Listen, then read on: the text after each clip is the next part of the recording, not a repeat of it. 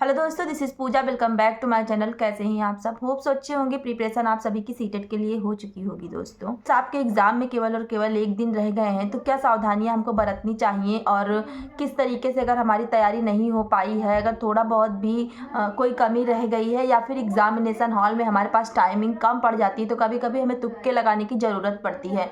तो हम उस तुक्के को किस तरीके से लगाएं कि हम 100% श्योर रहें कि हम एग्ज़ाम को जो है क्रैक कर ले जाएंगे। उसके लिए हमको जो है माइंड में हमारे कोई किसी प्रकार का डिप्रेशन ना हो।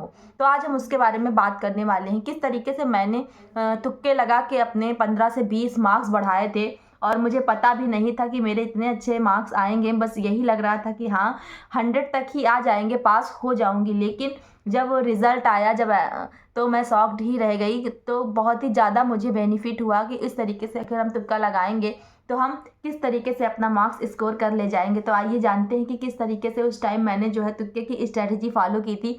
तो आप लोग भी अपने एग्जाम में ज़रूर करिएगा। और तुक्का लगाते समय हमको क्या है, कुछ चीज़ों का ध्यान रख के अगर आंसर देंगे तो उसमें क्या होगा कि हमको बहुत ही ज़्यादा डाउट नहीं रहेगा कि क्वेश्चन हमारा गलत होगा। हमको क्या होगा, 60 से 70% ये हो जाएगा कि हमने जो है आंसर जो है वो करेक्ट लगाया है। तो मान लीजिए कि आपने अपना पूरा पेपर कर लिया है। जब आपके पास टाइमिंग नहीं बचती, पहली बात तो आप पेपर करते समय ध्यान ये रखेंगे कि पहले आप बिल्कुल भी रिलैक्स हों, बिल्कुल किसी प्रकार का प्रेशर नहीं लेना। सीटेट का एग्ज़ाम है यार, चिल मारिए, बहुत ही अच्छा एग्ज़ाम होगा। सच कह रही हूँ आप लोगों से कि सीटेट का एग्ज़ाम बहुत बड़ा हुआ नहीं होता। पता नहीं कैसे इसका जो है रिज़ल्ट इतना डाउन आ जाता है, मुझे तो यही नहीं समझ में आता। यूपी टेट से भी ज़्यादा आसान होता है आपका सीटेट का एग्ज़ाम। बस ज़रूरत होती है इसमें अंडरस्टैंडिंग की, केवल वो आपसे अंडरस्टैंडिंग ही जानना चाहता है। तो आपको क्या करना है, माइंड के साथ साथ आपको हार्ट का भी यूज़ करना है। तो उसके आंसर देते समय हम दिमाग से नहीं, दिल से भी आंसर देंगे तो हमारा आंसर ज़रूर सही होगा दोस्तों। पहली बात आपको ये ध्यान रखना है कि बच्चों को क्या है, हमेशा प्रायोरिटी देनी है। भगवान के बाद अगर दूसरा कोई इंसान है तो आपको केवल यह याद रखना है कि वो बच्चे हैं। बच्चे कभी गलत नहीं हो सकते, बच्चे कभी गलत नहीं कर सकते।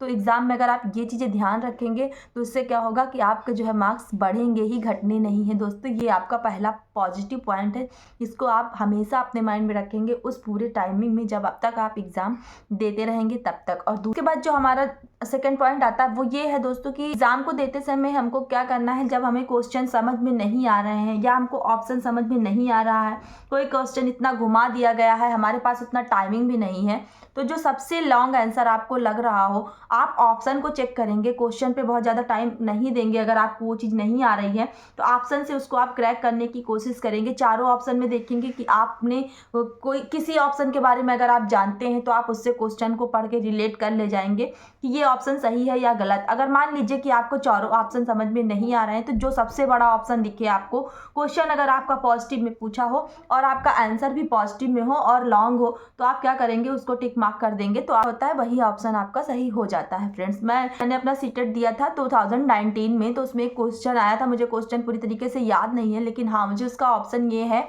ऑप्शन में था कि मध्याह्न भोजन करके उसका जो ऑप्शन था। तो उस क्वेश्चन को जब मैंने सॉल्व किया, वो बहुत ही घुमाया हुआ क्वेश्चन था, लेकिन वो क्वेश्चन का जो आंसर मैंने दिया था, सच में बता रही हूँ, मैंने दिल से दिया था, दिमाग का यूज़ कम किया था। तो वो क्वेश्चन मेरा पता आंसर की में भी यानी कि यूट्यूब की जो आंसर की बताए थे उसमें भी मेरा वो क्वेश्चन रॉन्ग था, लेकिन जब ऑफिशियल आंसर की आई थी तो मेरा आंसर उसमें जो क्या हुआ था, करेक्ट हुआ था। तो मुझे बहुत ही अच्छा लगा।